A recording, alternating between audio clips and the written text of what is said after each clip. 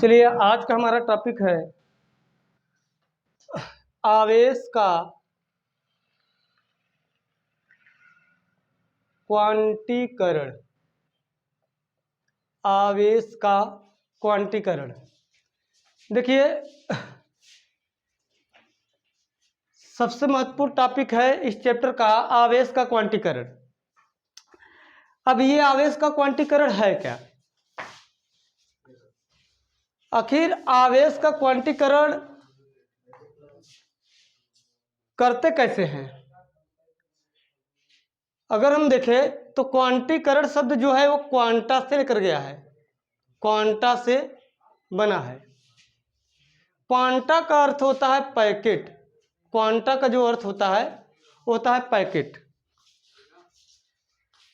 यानी कि ये है क्या? इसकी अगर हम शाब्दिक अर्थ अगर हम देखें तो क्वांटीकरण का अर्थ है क्वांटा। क्वांटा से तात्पर्य है पैकेट।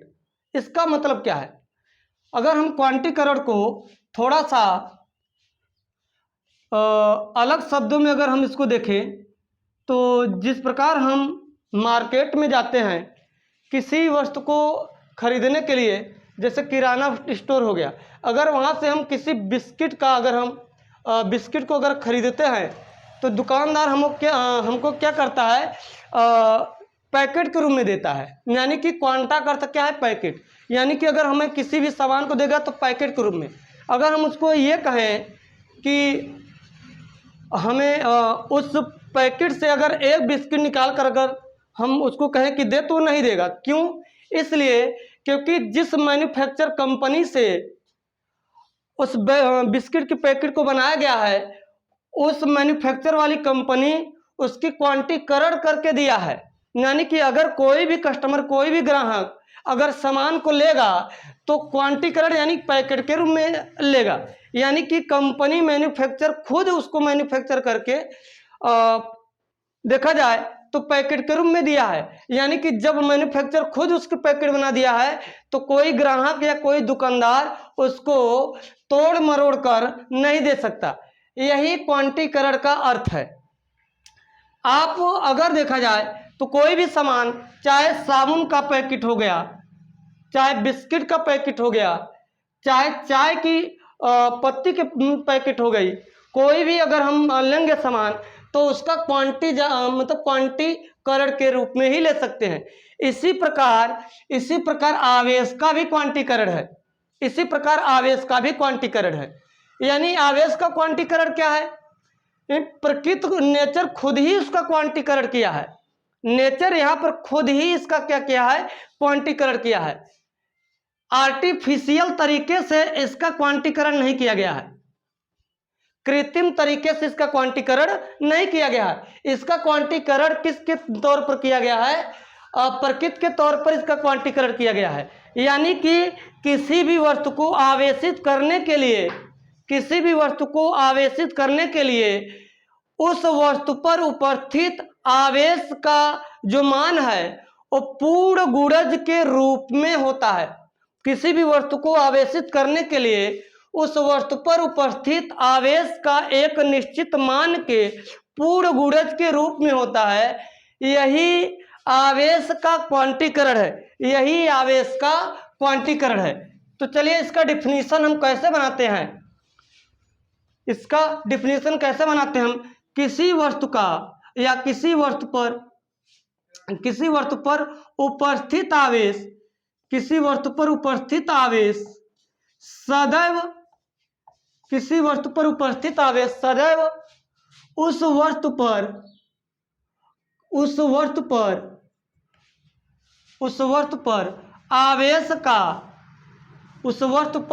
आवेश का निश्चित मान के पूर्ण गुणज के रूप में होता है। निश्चित मान के पूर्ण गुणज के रूप में होता है। आप डिफिनीशन खुद बना सकते हैं। अगर आपको अच्छे ढंग से इसका कॉन्सेप्ट क्लियर है तो डिफिनीशन आप बना सकते हैं। क्वांटीकरण क्या है आवेश का? किसी वस्तु पर उपस्थित आवेश सदैव उस वस्तु पर आवेश का निश्चित मान के पूर्ण गुणज के रूप में होता है। यानी कि जो आवेश का मान होगा पूर्ण गुणज के रूप में होगा, पूर्ण गुणज के रूप में। यहाँ पर देखिए दो शब्द है, एक है पूर्ण, एक है गुणज। पूर्ण मतलब उस जो नंबर ऑफ जो संख्या होगा उसका मान पूर्ण रूप में होना चाहिए, यानी कि भिन्न के रूप में नहीं होना चाहिए, फ्रैक्शन के रूप में नहीं होना चाहिए कि 3/2, ठीक है, 5/2 ना 0.5, ऐसा नहीं रहेगा। जब भी मान रहेगा इसका क्या रहेगा, पूर्ण संख्या के रूप में रहेगा। तो पूर्ण गुणज और किसके रूप में रहेगा, गुणज के रूप में रहेगा। यानी कि जैसे दो वस्तुएं हम ले लिए, अब या तो इन दोनों वस्तुओं पर या तो धनावेश होगा या तो ऋणावेश होगा। अगर आवेश की क्वांटीकरण की अगर हम बात करें तो अगर ये वस्तु ऋणावेशित होगा मतलब इसमें इलेक्ट्रॉन की जो संख्या होगी पूर्ण गुणज के रूप में होगी। अगर ये वस्तु धनावेशित है इसका मतलब इसमें से अगर इलेक्ट्रॉन निकला होगा तो संख्या के रूप में पूर्ण गुणज के रूप में निकला होगा। इसी प्रकार हम वस्तु को क्या कर सकते हैं, आवेशित कर सकते हैं। अगर इसमें से मान लो एक इलेक्ट्रॉन इस पर निकला मतलब -e इस पर आया तो +e इस पर आ जाएगा। अगर दो इलेक्ट्रॉन इसमें से इसमें निकला तो -2 इस पर हो गया तो +2e इस पर हो गया। अगर 3 इलेक्ट्रॉन निकला तो -3 इस पर हो गया तो +3 इस पर हो गया। अगर 500 इलेक्ट्रॉन इसमें से निकला तो -500 इसमें हो जाएगा, +500e इसमें हो जाएगा।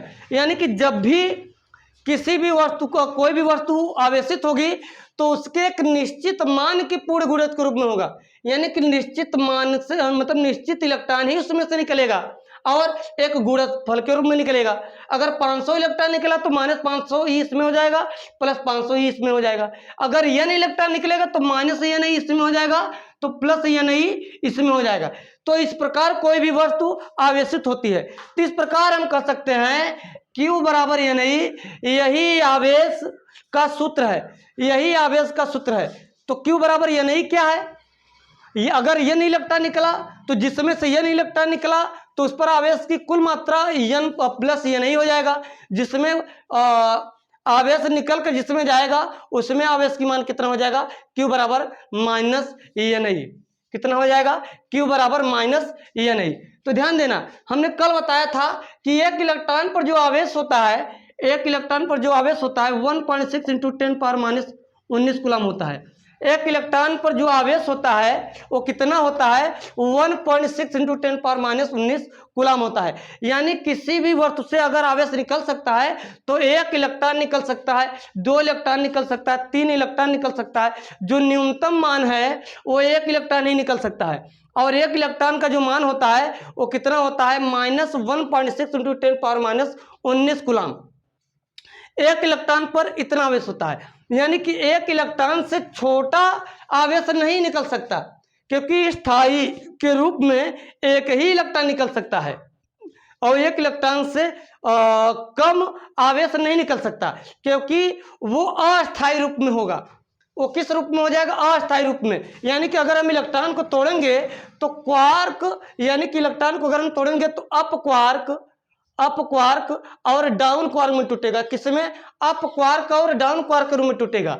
यानी कि ये जो अप क्वार्क और डाउन क्वार्क है, ये जो अप क्वार्क डाउन क्वार्क है, ये अस्थायी कण है। क्या है, अस्थायी कण है, ये अस्थायी कण है। और जब ये अस्थायी कण है तो ये अस्थायी रूप में प्रकृति में रह ही नहीं पाएंगे। जब न रह ही नहीं पाएंगे तो इसका मान पूर्ण रूप से मिलेगा ही नहीं।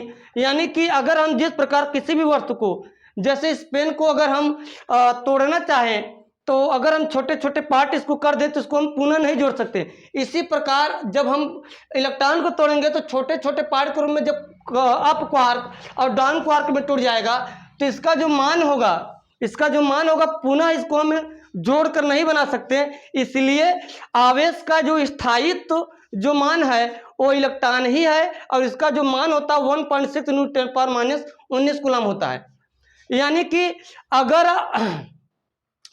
हम आवेश का अगर न्यूनतम मान देखें तो -1.6 × 10⁻19 कूलम होगा और इससे छोटा मान अगर आपको कहीं मिल रहा है, दिख रहा है तो समझ लीजिए वो गलत है। यानी अगर 1.6 × 10⁻19 कूलम से थोड़ा सा भी 0.001 कूलम भी अगर छोटा है तो तब उसका मान जो है वो क्या है, गलत है। यानी कि जब एक इलेक्ट्रॉन का आवेश का मान न्यूनतम इतना हो सकता है, तो एक इलेक्ट्रॉन से छोटा अगर होगा तो उसका मान हो ही नहीं सकता, उसका मान हो ही नहीं सकता, वो टूट जाएगा, उसका कोई मान नहीं मिलेगा। तो इस प्रकार हम आवेश का क्वांटीकरण देखते हैं, इस प्रकार हम आवेश का क्वांटीकरण देखते हैं।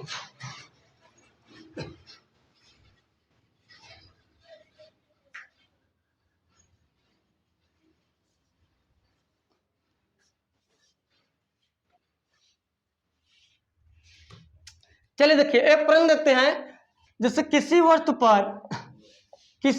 पर एक कूलाम आवेश है, किसी वस्तु पर एक कूलाम आवेश है, तो उस पर इलेक्ट्रॉनों की संख्या, कितनी होगी। ठीक है, अगर किसी वस्तु पर एक कूलाम आवेश है तो उस पर इलेक्ट्रॉनों की संख्या कितनी होगी। ठीक है, तो कैसे निकालेंगे, क्यू का मान दिया है कितना, एक कूलाम, क्यू का मान कितना दिया है, एक कूलाम। तो हमसे क्या पूछ रहा है, एन बराबर क्वेश्चन मार्क, तो एक इलेक्ट्रॉन का आवेश कितना होता है, 1.6 × 10⁻⁻19 कूलाम। तो क्या होगा, क्यू बराबर एन इंटू ई, कितना होगा, क्यू बराबर एन इंटू ई, और क्यू का मान कितना है, एक कूलाम है, तो एक कूलाम इक्वल टू एन, ई का मान 1.6 × 10⁻⁻19 कूलाम। तो क्या होगा, यहाँ पर देखा जाए तो 10⁻19 हम डिवाइड करेंगे तो 1/10⁻19 इंटू 1.6 इक्वल टू एन, 10⁻−19 ऊपर जाएगा, 10⁻+19 इक्वल टू 1.6 इंटू एन। अगर हम इस 10⁻+19 को तोड़े तो 10 × 10⁻+18 बटे में 1.6 इक्वल टू एन। इसको अगर हम कटा देंगे तो 6.25 × 10⁻18 इक्वल टू एन। यानी कि अगर किसी वस्तु पर एक कूलाम अगर आवेश है तो उस पर इलेक्ट्रॉनों की संख्या कितनी होगी, 6.25 × 10⁻18 इलेक्ट्रॉन। अगर ऋणावेश है तो उस पर इलेक्ट्रॉन इतने मौजूद हैं, अगर उस पर देखा जाए तो धनावेश है तो उसमें से इतने इलेक्ट्रॉन निकले होंगे। ठीक है, अगर किसी वस्तु पर इतना एक कूलाम आवेश अगर ऋणावेश है तो उस पर इलेक्ट्रॉनों की मौजूदगी इतनी होगी, अगर धनावेश है तो उसमें कितने इलेक्ट्रॉन ट्रांसफर हुए होंगे। तो कितना होगा, 6.25 × 10⁻18 इलेक्ट्रॉन होंगे।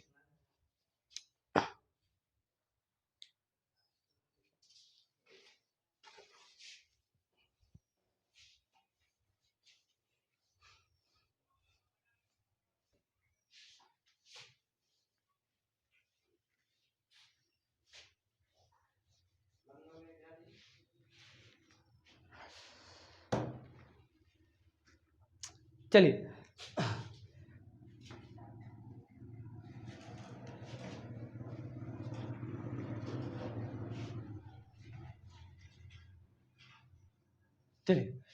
यदि किसी वस्तु पर 10⁻19 इलेक्ट्रॉन है, यदि किसी वस्तु पर 10⁻19 इलेक्ट्रॉन है, तब उस वस्तु पर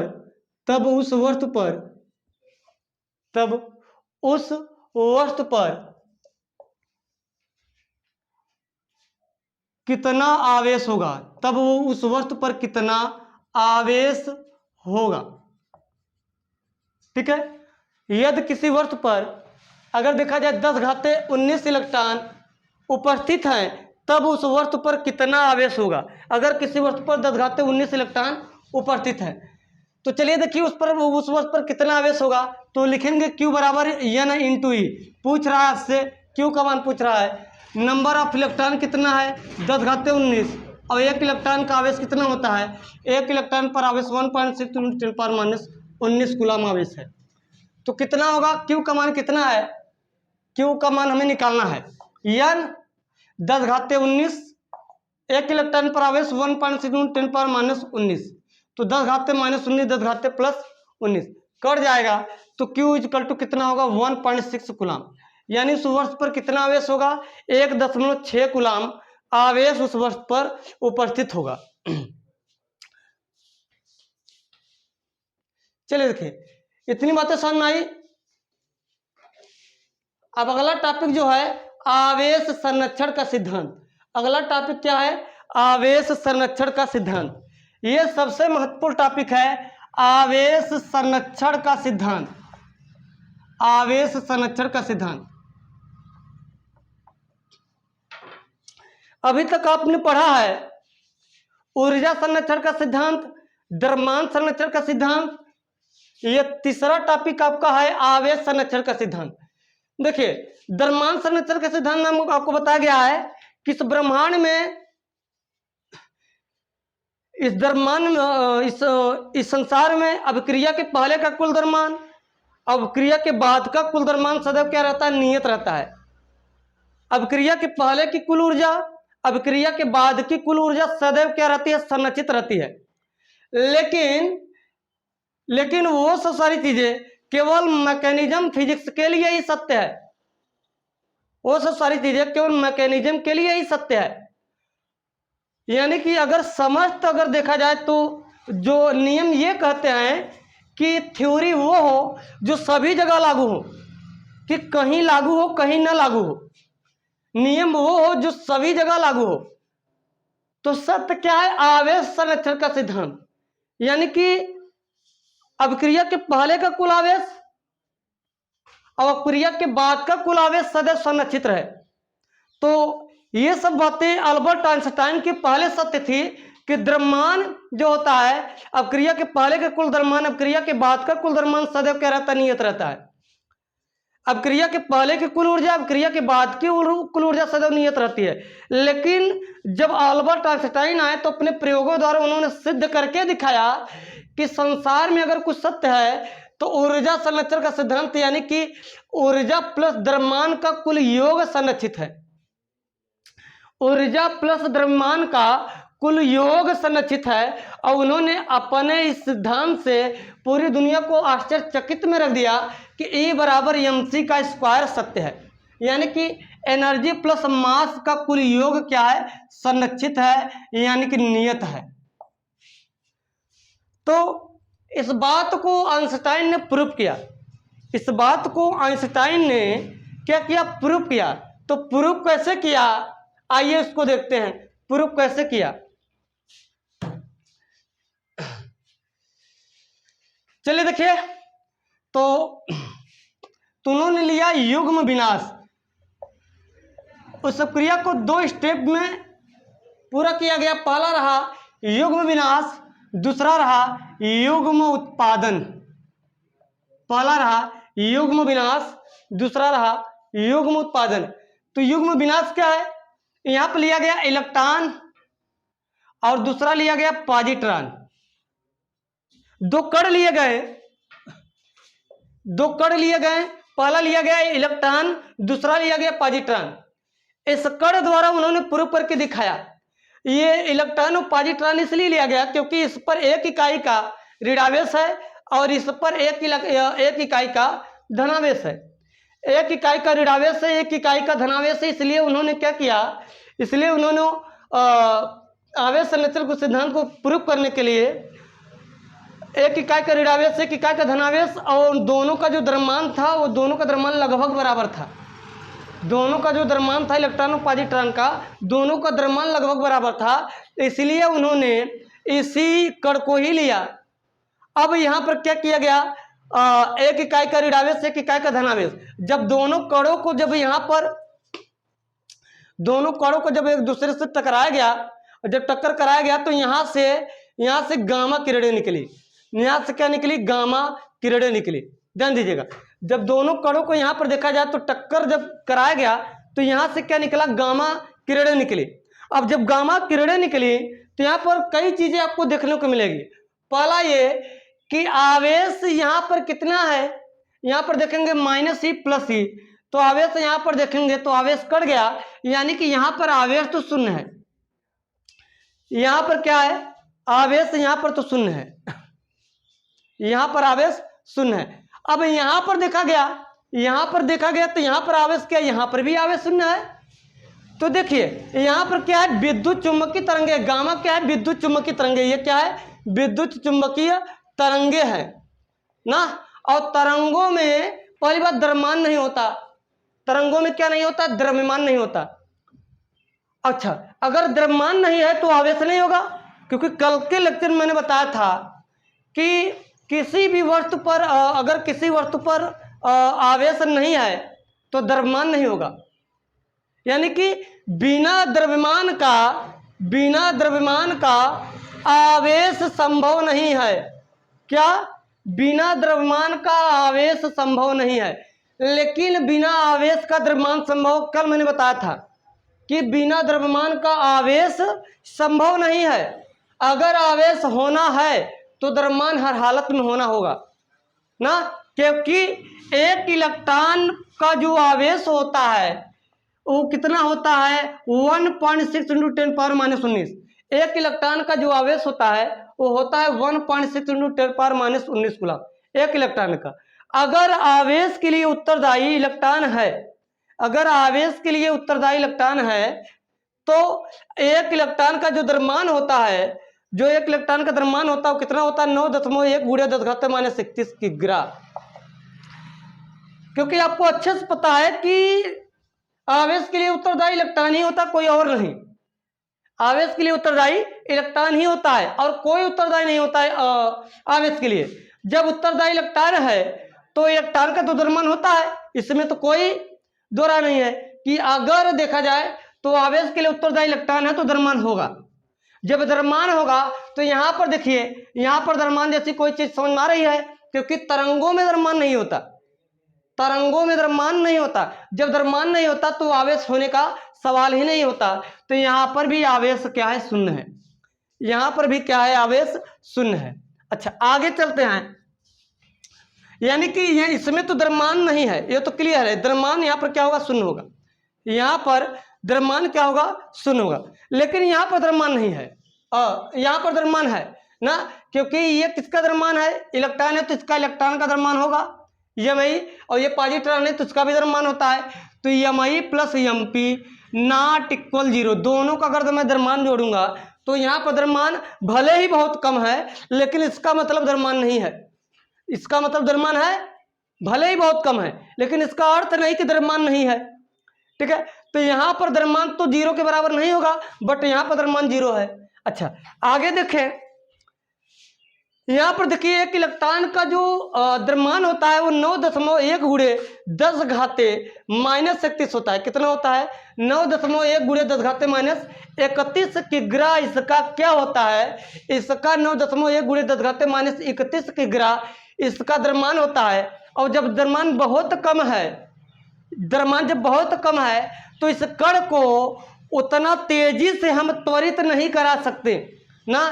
क्यों नहीं त्वरित करा सकते, क्योंकि आइंस्टाइन ने बताया है कि किसी भी वस्तु को अगर आप बहुत ज़्यादा ऊर्जा किसी भी वस्तु से लेना चाहते हैं या उसको त्वरित करना चाहते हैं तो उस वस्तु का द्रव्यमान जैसे होना चाहिए। जैसे किसी भी वस्तु को अगर प्रकाश के वेग के बराबर अगर आपको गतिशील कराना है, किसी भी वस्तु को अगर प्रकाश के वेग के बराबर अगर हमें गतिशील कराना है, मतलब 3 × 10⁸ मीटर प्रति सेकेंड, अगर इतनी स्पीड तक किसी वस्तु को अगर हमें गतिशील कराना है तो उस वस्तु को जब हम शुरू में वेलोसिटी देंगे तो धीरे धीरे जब उसकी वेलोसिटी बढ़ेगी तो उसका द्रव्यमान भी बढ़ना चाहिए, उसका द्रव्यमान भी बढ़ना चाहिए।